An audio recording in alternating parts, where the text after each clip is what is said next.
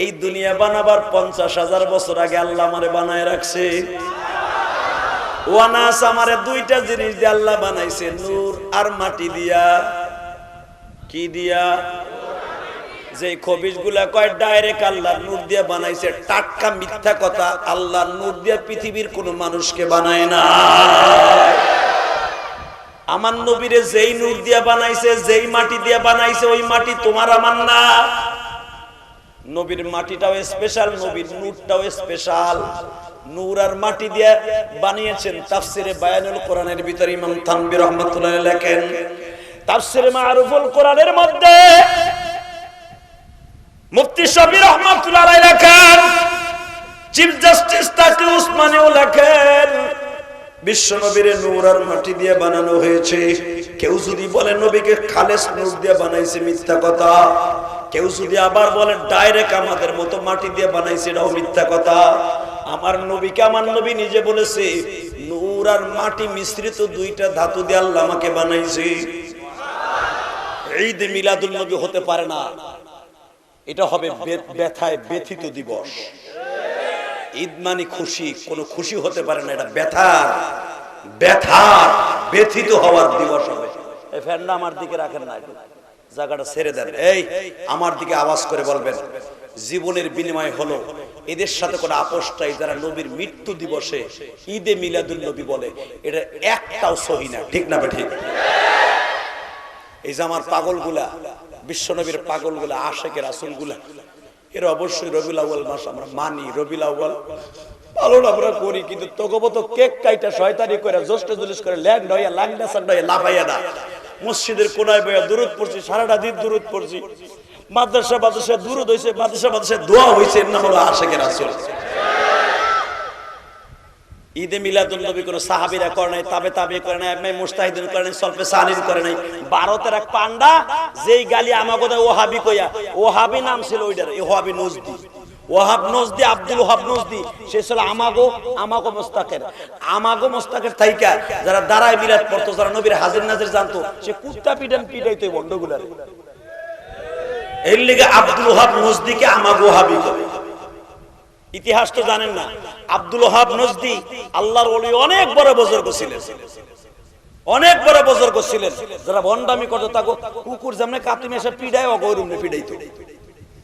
অতএব যদি ওহাবি কস, মনে মনে শুকর করবেন, আলহামদুলিল্লাহ বলবেন, কারণ আব্দুল ওহাব নজদির মতো আমরা জীবনেও হইতে পারবো না। আলহামদুলিল্লাহ বলতে পারলেন না? আমাকে ওহাবি কস না, আমরা ওহাবি, ওহবি, এহবি, দুনুবি আছি। শুধু একসাথে বলবেন, আজকে রবিউল আউয়াল মাসের 12 তারিখ, আমার বিশ্ব নবী দুনিয়ায় শুভ আগমনের তারিখ। আজকে ধরে নিলাম আজকে যদি আমার নবী আজকে দুনিয়ায় আসে, আপনি কি জানেন নবী দুনিয়া আসার আগেই আমার নবীর শুভ সংবাদ সারা পৃথিবীতে ছড়িয়ে পড়েছিল। সুবহানাল্লাহ, জোরে কোন জানেন? হযরত আনাস রাদিয়াল্লাহু তাআলা একদিন নবীকে জিজ্ঞেস করলেন মিলাদুন নবী সাল্লাল্লাহু আলাইহি ওয়াসাল্লাম সম্পর্কে। মিলাদুন মানে কি? হুজুরের জন্ম সম্পর্কে। মিলাদুন মানে কি? মিলাদ শরীফ। হে বন্ধুগুলো, মিলাদুন নবী মানে কি? হুজুরের জন্ম তারিখ। মিলাদুন নবী অর্থাৎ আমার নবীর জন্ম তারিখ। হযরত আনাস একদিন বলেন, হুজুর আমি আপনার অনেকদিন খেদমত করি, অনেক সাহাবীরা আমারে জিজ্ঞেস করে, হুজুর আপনার জন্মের তারিখটা কি এবং আপনার জন্মের সময় কি আলামতগুলো হয়েছিল? এই মাইকের আওয়াজ বাড়া বেড়া, ঘোড়ার ডিমের মাইক, গলা মালা ব্যথা হয়ে গেল।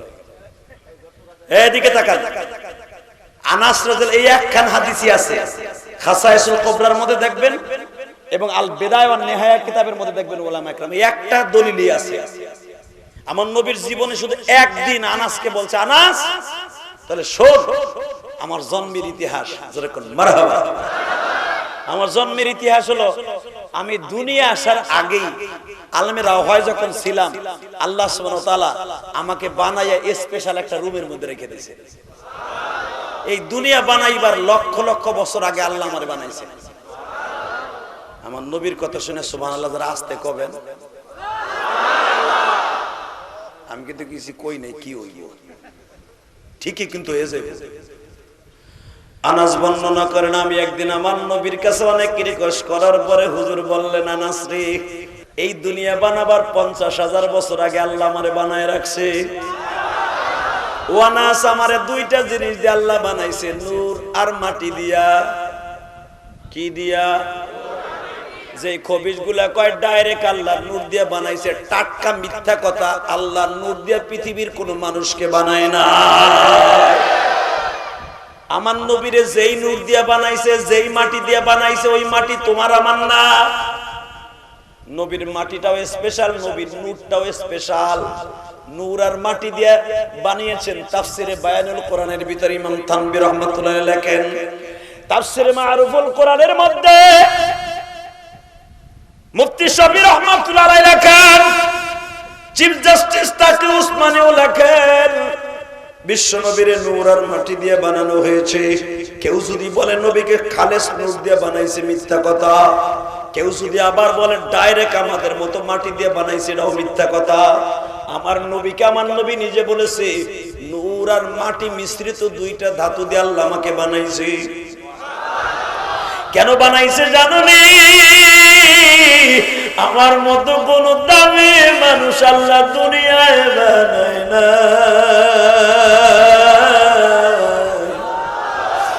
আমার মতো সিফাত দিয়ে দুনিয়ার কোন মানুষকে বানায় নাই।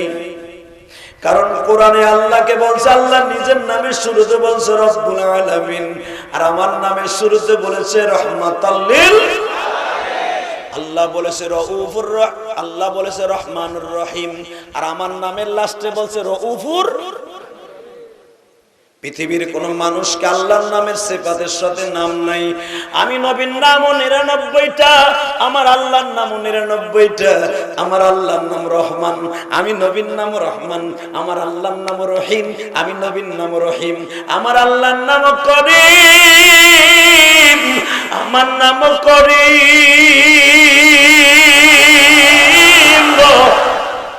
নবীর 99টা নাম এখন নবীর রওজার সাথে নেম প্লেটে লেখা। এই চোখ দিয়ে দেখে মারহাবা বলেন। কিন্তু নবীর 4টা নাম হলো খাস। কয়টা? 1 নম্বরে মুহাম্মদ সাল্লাল্লাহু, 1 নম্বরে, 2 নম্বরে মাহমুদ। নাম কি? জোরে কান। 3 নম্বরে মাহবুব। আরেকটা নাম হলো আহম্মদ। কয়টা হইল? এই 4টা নাম হলো নবীর কাছে সবচেয়ে প্রিয়। কারণ কি, নবী যখন মায়ের গর্ভে ছিলেন, নবীর নামটা দুনিয়ায় আল্লাহ স্বপ্নের মাধ্যমে আমিনারে দেখাই দিলেন, আহম্মদ, এ আমিনা, জন্মের পরে তোমার ছেলেটার নাম রাখবা মুহাম্মদ।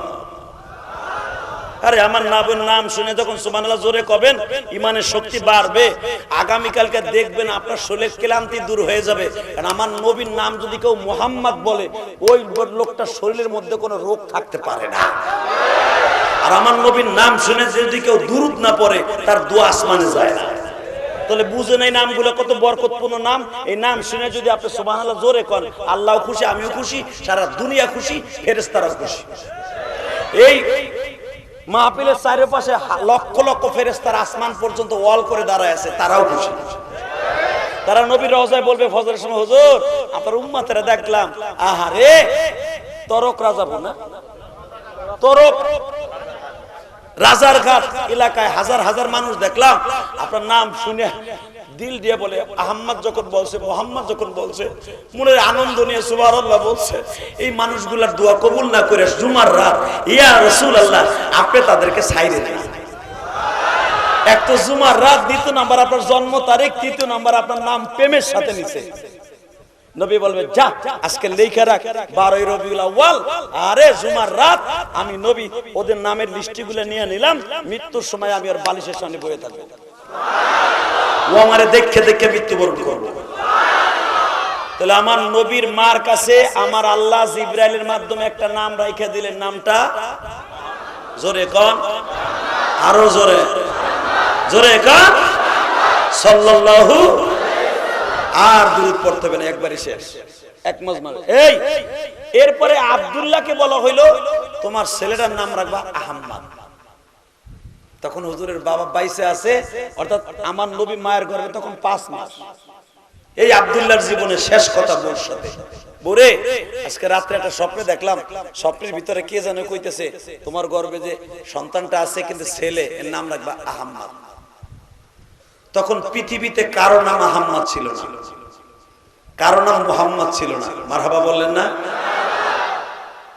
আমিনা বলে তো আশ্চর্য নাম, মক্কা বাক্কা কোন জায়গায় নাম নাই। বোরে আমার মনে হয় জন্মের সময় আমি বাইসে থাকবো না, এখন কানবেন।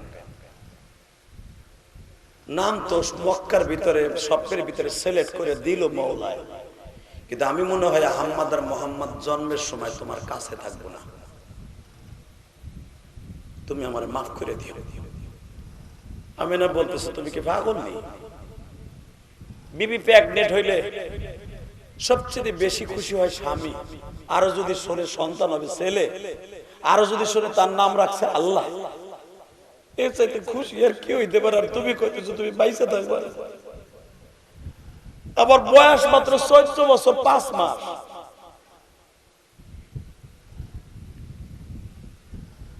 আবার 14 বছর পুরো হয় নাই সেই গেলে তুমি আমার বিয়ে করছো, এই বয়সে তুমি আমার নারী বানাই ফেলবা। আমি আবার মা বন্ধুর বললো, মা কোন স্ত্রীর স্বামী যদি বিদেশ থাকে, গর্বে স্ত্রী রাইখা বিদেশ যে মৃত্যুবরণ করে, ওই মায়ের কষ্ট পৃথিবীর কেউ জানে না। আমি ইলিয়াসুর রহমান জেহাদি মাত্র 12 বছর বয়সে মা হারাইছি। আমি জানি নাবালেক অবস্থায় মা বাবা মারা গেলে তার কত কষ্ট। এই জন্যই তো আমার নবীর এতিমদের সম্রাট বানানো। এই জন্য আমার নবী ওয়াজের প্রারম্ভে একটা কবিতা পড়তেন, এতিম ও যারা দুঃখে পেট ভরা। আল্লাহ কোরআনে তাই বলতেছে, ফাআম্মাল ইয়াতীমা ফালা তাকহার ওয়া আম্মাস সাইলা ফালা তানহার। এতিমরা যদি আপনার কাছে কখনো কোন সময় হাত পাতে ওকে খালি হাতে বিরাই দিবেন না, কারণ ওদের মনের কষ্ট আমি আল্লাহ ছাড়া দুনিয়ার কেউ জানে না। আজকে এতিমদের মাল ভক্ষণ করে মেম্বার চেয়ারম্যানরা।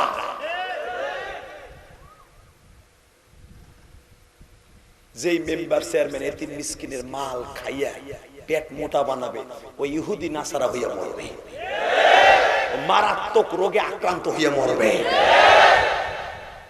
টাকা কামে ব্যাংকে জমাইতে পারবা, খাইয়া যাইতে পারবি না। কথা বল না কেন? ক্যান্সার হইয়া মরবি বেটা। গরিবের হক মাইরে যারা মরবি জীবনে কোনোদিন শান্তি পাবি না। এমনি এমনি আল্লাহ কোরআনে কয় নাই ফাআম্মাল ইয়াতীমা ফালা তাকহার। কষ্ট হইতেছে? আমি আর মাত্র 10 মিনিট কথা বলবো।